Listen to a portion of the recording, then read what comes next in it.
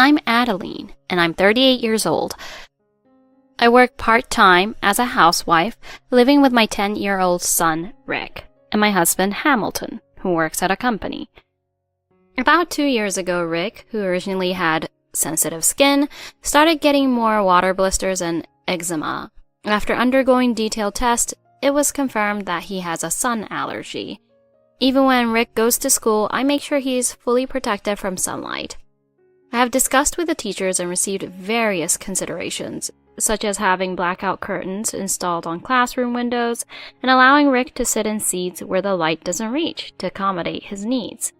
Despite not being able to participate in outdoor classes or events, which should make his school life difficult, Rick energetically attends school surrounded by understanding friends and teachers.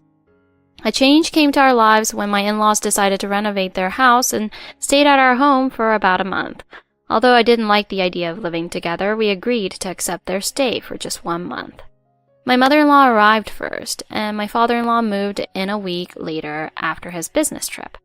Although I had discussed Rick's allergy issues with my mother-in-law, it seemed she didn't fully understand, and once we started living together, she began to nitpick and criticize various things. One day, as I was seeing Rick off and heading to work, I received a sudden call. "What's with Rick's outfit? It's like he's in a costume, so stuffy." I'm trying to prevent the sunlight from touching his skin because even a little exposure causes inflammation. "If you don't let your children get plenty of sun, they won't grow up big, you know. The sun has a lot of energy." Their bodies don't agree with that. "There have been remedies since before humanity existed. Are there people who don't agree with that? He's weak because he doesn't get any sun." It causes eczema and even makes it hard to breathe when he's exposed to it. It's an allergy to ultraviolet rays. "Oh, looking like that is embarrassing. Aren't you ashamed?" "There's no helping it." "No helping it? Making him look like a laughingstock out of parental ego? Poor thing." "It's necessary to protect his life." "Huh? If a child dressed like that were walking around, it would definitely make people burst out laughing." "I care about it, so please, don't say such things." "If you care about it, you should address it, shouldn't you?" "So, it's dangerous if he exposes himself to the sun. I've explained it many times, haven't I?" "What's that? The way you said it makes it seem like I lack understanding." "Please don't. I'm just saying that people will laugh at him." "He's sick, so it can't be helped." "It's because he avoids the sun that he got sick. It's just the way things are." "Rick isn't weak." "But he doesn't participate in marathon competitions or sport events, does he?" "If he's not weak, what is he?" "It's because he has an allergy." "Oh, I see. Rich people have it good, don't they? Just by using the word allergy, you can easily avoid unpleasant things." "I'm not avoiding unpleasant things. In fact, I'm being forced to endure them. I'm going through a lot of pain." "Play the tragic heroing, why don't you? While I'm here, I'll toughen Rick up." "What do you mean by toughen up?" "First of all, those weird clothes need to be discarded. Amusement park this weekend, zoo next week, to build up his stamina. We also need to go to the playground." "Please, stop. He understands he can't go to such places. Do you want to make him sad?" "Huh? You make it sound like I'm bullying my grandchild." "I didn't say that." "You're implying it, though. Despite how much I worry." "That's why I appreciate your concern, but I'm fine with just your feelings." "Is that so? Even if you show gratitude on the surface, it's all the same. You probably just think I'm a nagging old woman." "Huh? No, that's not it." "What's with that attitude? Don't confine my grandson." "I'm not confining him." "You might as well be. I'll toughen him up myself." "Please stop." While I wasn't around, it seems my mother-in-law suggested an outing plan to Rick, and later Rick sadly asked, "But would it be bad if I went?" When I saw Rick's downcast expression, it felt like my heart was breaking. Rick, who understands his illness, didn't accept his grandmother's invitation. But by declining, it seemed to strengthen her determination regarding Rick. She started saying things like weakling, dressed strangely, and embarrassing. And only listening to what mom says makes you a mama's boy and disliked. My husband apparently got really angry about this and gave his mother a stern warning. But she didn't listen. Then over the weekend while I was working part-time, I received an SOS call from my son. Rick desperately pleaded on the phone that Grandma was removing the house curtains. I hurried home and found all the curtains removed, letting sunlight flood into the house. Rick seemed to have taken refuge in the only bathroom where sunlight didn't enter. When Rick came home from school, my mother-in-law was waiting for him to remove the curtains. Because Rick knew even sunlight through the window could be dangerous, he hurriedly fled to the windowless bathroom and contacted me. Rick had developed a mild rash on his face and was completely shocked by his grandmother's actions. That night, the three of us, including my husband, talked about it, but my mother-in-law showed no remorse. Instead, she laughed heartily and said, "I'll give him a sunbed so he can get plenty of UV rays." My husband consulted with my father-in-law over the phone, but it seems he was promptly hung up on with a promise to talk upon returning home. 3 days later, I got a call from my father-in-law. "Sorry to trouble you. I'm back from my business trip today. Thanks for having me." "Welcome back from work. Have you heard from your wife?" "Yeah, I've heard. She's quite stubborn." "Could I ask you to say a few words?" Rick seems completely down. "Whatever you say to her, it's always the same." "Huh? Won't you say anything?" "More importantly, what would be a good souvenir for Rick?" "Rather than a souvenir, I'd like you to talk to your wife." "What will that accomplish? Does Rick like chocolate?" "Huh? Oh, yes." "Other than the sun, any allergies? Food and stuff like that? Are things like metals, dogs okay?" "Huh? Well, he can eat anything for food and he likes animals, so that's good." "That's good to hear. Well, look forward to the souvenir." "Huh? What about my mother-in-law?" 3 hours later, my father-in-law came to our house with a lot of souvenirs. Rick smiled with those souvenirs, but as soon as my father-in-law returned home, my mother-in-law dashed out of the house. Since she didn't return after leaving, I reluctantly contacted her. "What's the matter?" "You can't possibly bring that home." "Bring what home?" "Bring that thing here." "That thing?" "Cats. Bringing that many cats here, what do you intend to do? You're not thinking of keeping them, are you?" "Rick loves cats, you know. I never expected him to bring 5 of them. But they're so cute, right?" "Listen, I hate cats. My husband understands, doesn't he?" "But they're so cute, aren't they?" "I sneeze when they come near. My face and body itch. With 5 of them around, I can't breathe." "Oh, are you allergic to cats?" "No, allergies are for weaklings. I don't have them. It just makes me sneeze easily. Itchy, and I get rashes." "That sounds like an allergy to me." "No, I just don't like them." "Oh, I see. If you don't get rid of the cats, I won't come back." "Huh? You won't come back?" "That's right. I'll run away from home." Oh my. Please go ahead. I won't stop you." "Huh? I'm saying I'm running away from home, okay?" "That's right. Please go ahead."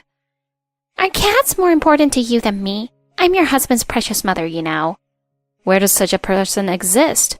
"Huh? Do you admit that you're a mother who hurts her own son? Too bad. Seems like you won't admit it." "Hold on. Huh? What's this about?" "Then your husband, will he forgive you for what you did to your grandchild?" "Too bad. It seems like he won't forgive you.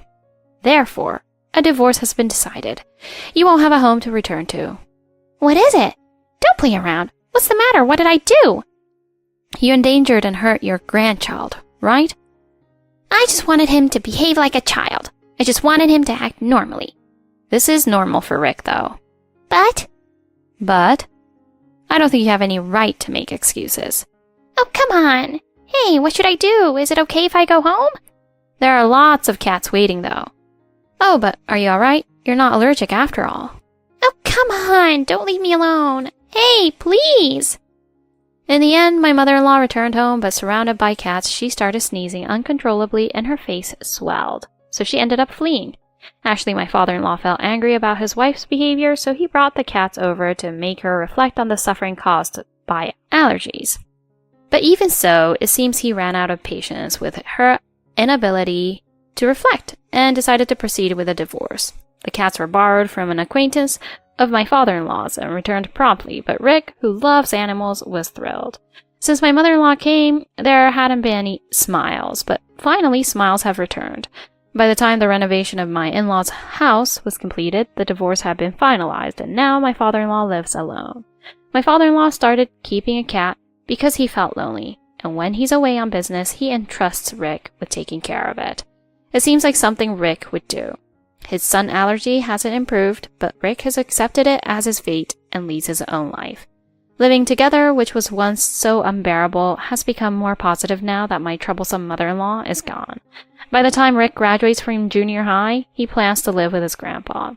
Rick is currently very enthusiastic about becoming a vet. I'm Maya Adams, 28 years old, happily married for 2 years, focusing full-time on raising my child. My husband, Carson, who's 35 years old, works at a big company and takes care of our family's finances.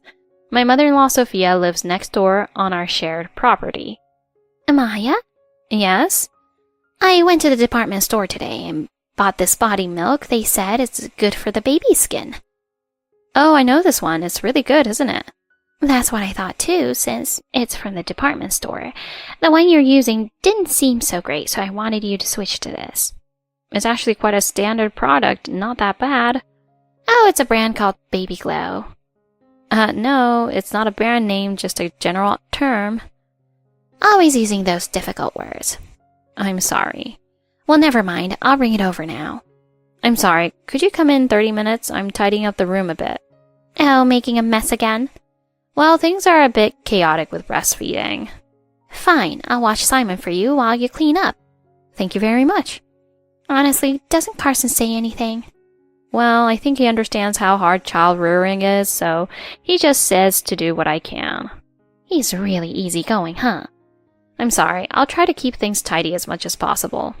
Well, whatever. We're blessed to have a grandchild born safely after all.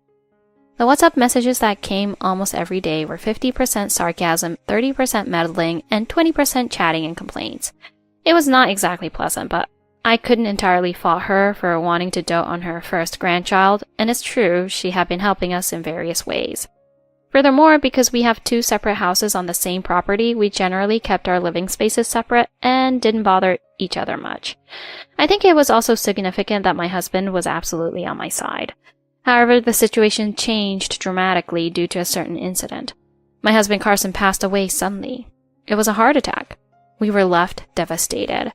I think my mother-in-law's sorrow at losing her only son was greater than mine. Since then, my mother-in-law's remarks towards me have become increasingly strange. Maya, what are you doing now? I'm feeding Simon. What are you feeding him? It's rice porridge with chopped vegetables cooked for his weaning. Really? Send me a picture right now. He's already eaten half of it, so there's only about half left. Just do it quickly. What is this? What do you mean? It's weaning food. The color is totally off. Are you planning to kill not only my son, but also my precious grandchild? Wait, are you saying Carson's death was my fault? It's obvious, isn't it? Otherwise, why would he have a heart attack in his 30s? Your management was clearly poor. Even the doctor said it was strange since he was so healthy. Shut up! I know. You probably thought you were clever, but you definitely spiked him with drugs. What benefit could I get from doing something like that? And Simon is not even 1 year old yet. Enough of your excuses. You're just after our wealth, you fox. That's not true. Then start working and supporting the household from now on. What am I supposed to do with Simon? I'll take care of him. Huh? I raised my son, so I'll take care of Simon. I have way more experience in childcare than you do. But even if you suddenly tell me to work... Don't worry, I've already found you a job. What? At the supermarket's cash register, weekdays from 10 a.m. to 7 p.m. That's full time. That's the only kind of job you can handle, a $1,500 per month job. That's impossible. If that's the case, I'll negotiate with my old employer for a part-time position. No way. Why? What if you go there and a man can do it instead of you? What? You see, work is only for earning money, not for doing such nonsense. I won't do something like that. You don't know that, do you? Or are you going to leave here? That's It's impossible, right? You don't have anyone to rely on. Your parents are already dead. Please don't say such things. Anyway, if you want to stay here, just shut up and do as I say. Although my savings were modest, it was far from enough for a mother and her child to live comfortably.